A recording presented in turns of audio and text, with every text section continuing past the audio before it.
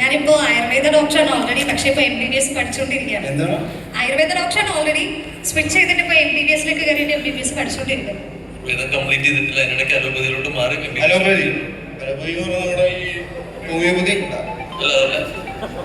English മരുന്ന് തന്നെ. അതെന്താ അങ്ങനെ? അതിനാണ് ഡിമാൻഡ് കൂടുതലല്ലേ? Okay okay. സീനിയർ ഡോക്ടറാണ് പുള്ളി, ഓർത്തു അല്ലേ? MBBS graduate. MBBS അല്ലേ? അല്ലടാ, ഓർത്തെന്ന് പറഞ്ഞൊരു പോസ്റ്റ് ഗ്രാജുവേഷൻ ഡിഗ്രി അല്ലേ? ശരിക്കും ഏതാ സ്പെഷ്യലൈസ് ചെയ്തുള്ള രണ്ടുപേരും? ചെറുതായിട്ട് ടോപ്പിക്കിൽ നിന്ന് വഴി മാറി പോകുന്നതോ ഒരു സംശയം. അല്ല, നമ്മള് ഈ കഥ നമുക്ക് കോട്ടയം ബെൽറ്റിനെ കുറിച്ച് നമുക്ക് സംസാരിക്കാം. അതാണ് പറഞ്ഞത്. തിരുവനന്തപുരം പറ്റിന് ശേഷം കൊച്ചി പറ്റിന് ശേഷം കോട്ടയം നമുക്ക് കഥ പറയാൻ പറ്റില്ല. അപ്പൊ പിന്നെന്താ പറയാ? ഈ പടം കമ്മിറ്റിനുണ്ടായ ഒരു കാരണം പറയും. കാരണം പടം ചെയ്യാനാണ് നമ്മളെന്നുള്ളത്.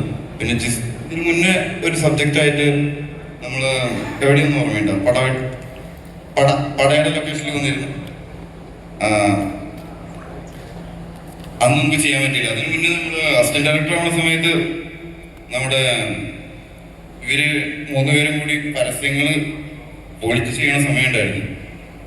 ദിനേശനും സിജാട്ടനും ഈശ്വരം കൂടിയുള്ള സമയം. ഈ പരസ്യം ചെയ്യുന്നത് എങ്ങനെയാണ് ഇപ്പോഴും പുള്ളി ചെയ്യുന്നില്ല പരസ്യം. അത് കഴിഞ്ഞ് പടം ചെയ്യാൻ തുടങ്ങി.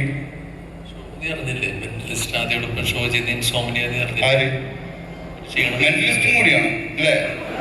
മെന്റലിസ്റ്റിന്റെ പരിപാടിക്ക് നമ്മൾ പോകാറില്ല. കാരണം മെന്റലിസ്റ്റ് സീക്രറ്റ്സ് ആണല്ലോ പറയുന്നത് അല്ലേ? നമ്മളെ പറ്റി ഒരു സീക്രറ്റും ഇല്ലാട്ടായിരിക്കും അറിയാം. അതുകൊണ്ടാ അതൊരു വലിയ കാര്യമില്ല. നമ്മളെ പറ്റി കുറെ സീക്രറ്റ്സ് ഉണ്ടാവുമല്ലോ. ഞാൻ പറയണോ? വേണ്ട അല്ലേ? ഞാൻ സിംഗിളാണ്, എനിക്ക് പറയാം. അതുകൊണ്ടാണ് പറയാം, സീക്രറ്റ്സ് ഒന്നും ഇല്ല. എന്തെങ്കിലും സെക്കൻഡ് പാർട്ട് വരുന്നുണ്ട് സ്കോഡിന്റെ. ഉണ്ടാവില്ലേ? കുറച്ചധികം നേരത്തെ ഗസ്റ്റ് ആയിരുന്നു. എന്തെങ്കിലും ഒന്നും പറയുന്നുണ്ടാവും.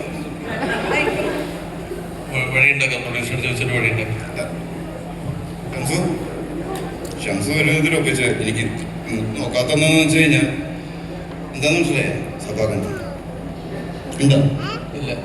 എന്നാൽ നമുക്ക് അരങ്ങൊഴിഞ്ഞാലോ? Thank you. എല്ലാവരും പടം കാണണം. അതെ, ബോറടിപ്പിക്കാതെ. Thank you. Thank you so much. I think